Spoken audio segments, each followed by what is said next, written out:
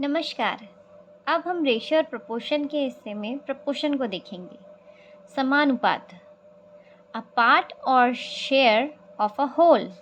Proportion को one word में define करना है, सो अ पार्ट और शेयर ऑफ अ होल।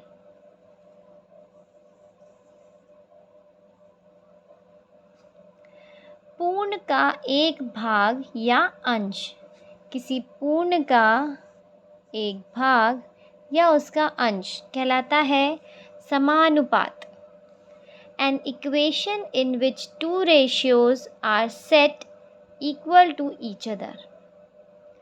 दो तुल्य अनुपातों के इस संबंध को समानुपात कहते हैं। जैसे मान लीजिए कि हमने बात करी 30 और 50 की, कि एक रेशियो हो गया। Suppose we talk about 30/50.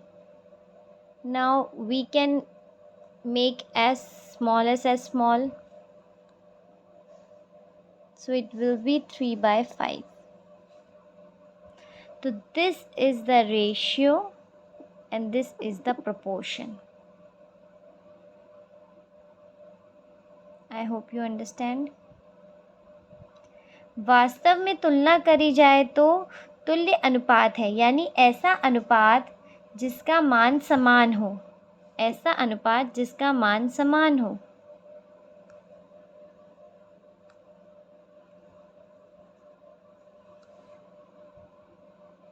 हम एक और एग्जांपल ले सकते हैं, जैसे कि मानिए 35/50 is equals to 70/100।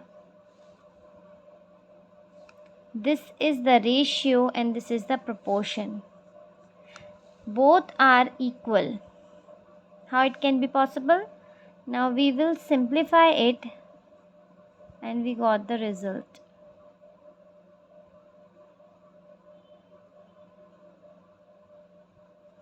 The another one is 30/50. We can write here 60/100.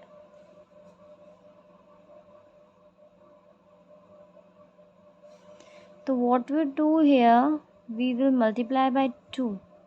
2 5s are 10, 0 1 carry, 2 3s are 6 and 1 7. So here is your answer 7. 2 zeros are 0 and 2 5s are 10.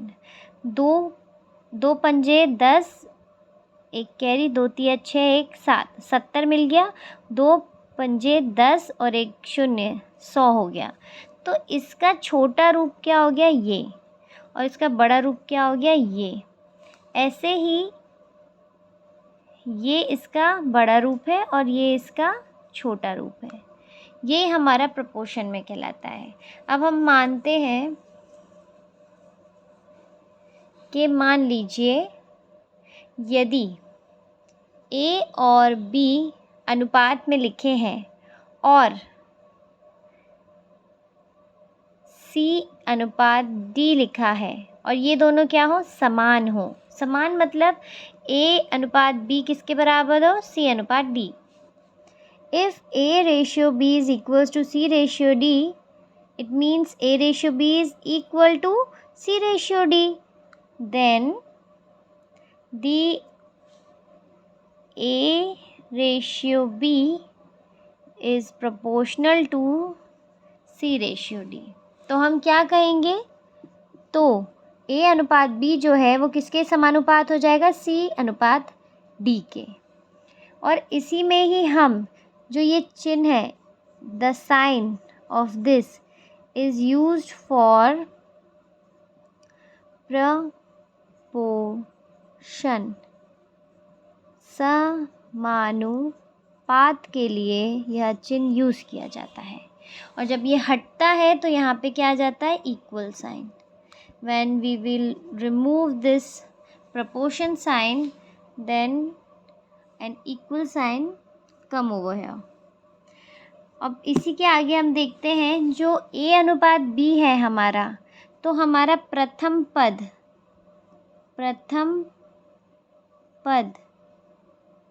A हो जाएगा ठीक है, और हमारा चौथा पद डी हो जाएगा, first term and fourth term. अब इसी में जो हमारा ए और डी है, हम उसको क्या कहते हैं? In this A ratio B is equals to C ratio D. So both the first and fourth term is known as extreme term. Extreme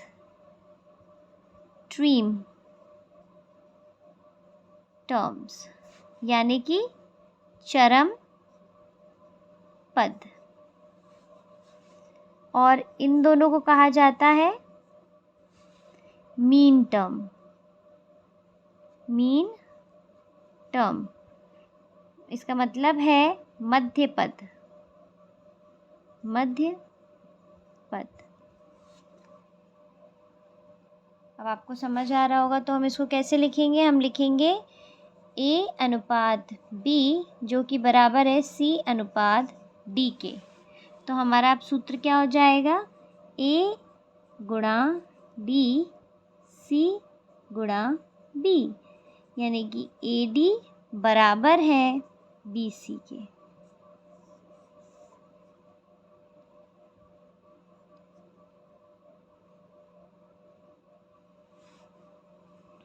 So we write over here A by B is equals to C by D, which is equals to A multiplied by D is equals to C multiplied by D.